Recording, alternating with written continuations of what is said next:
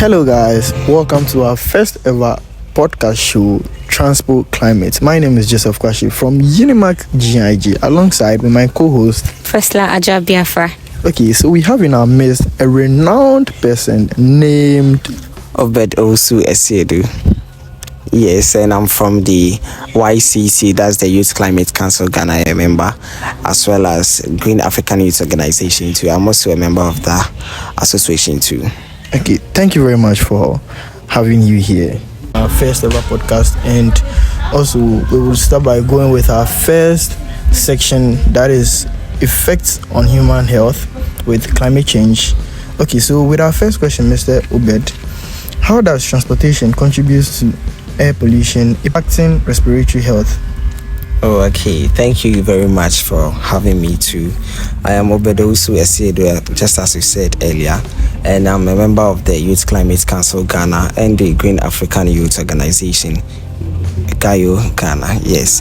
So, with the first question, that's the transportation it contributes to air pollution through vehicle emissions, and just as we all know, vehicular activities are the major source of transportation, and it leads to respiratory issues due to the exposure to pollutants like particulate matter and nitrogen oxides. So we know most trotro and most cars are in Ghana, of which they emit the CFCs. Is it carbon fluorocarbons or something like yes. So with all these emissions, it causes climate change, of which people do breathe in these things, and it causes respiratory issues. Yes, human health. Okay, of course. Okay, so with our second question, what are the health risks associated with exposure to emission from various transportation modes? Yes, we would want you to elaborate more on this so that we have a better understanding on that.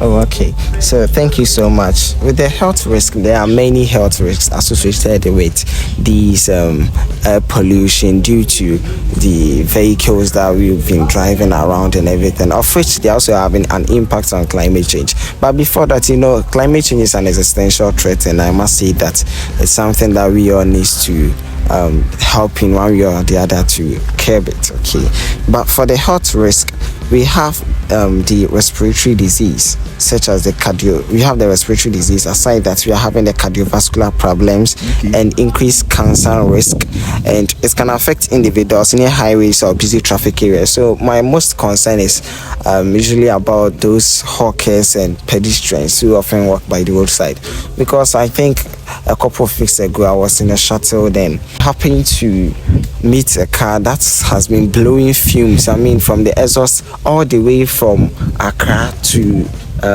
Shashi. Of course. So with this, everybody in the car was complaining, and we've been inhaling this smoke or this fume for quite some time.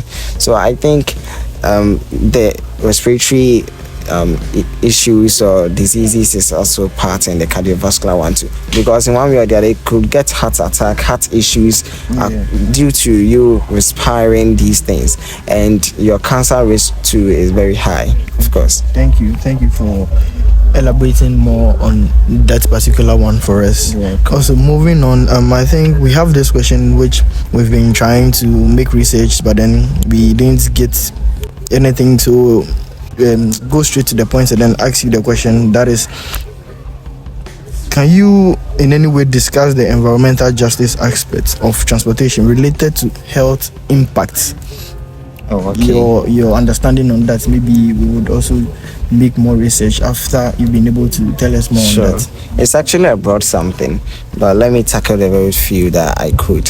So with the environmental justice issues, it arises as marginalized communities often bear a disproportionate burden of transportation related health impact, facing higher pollution levels and limited access to green spaces.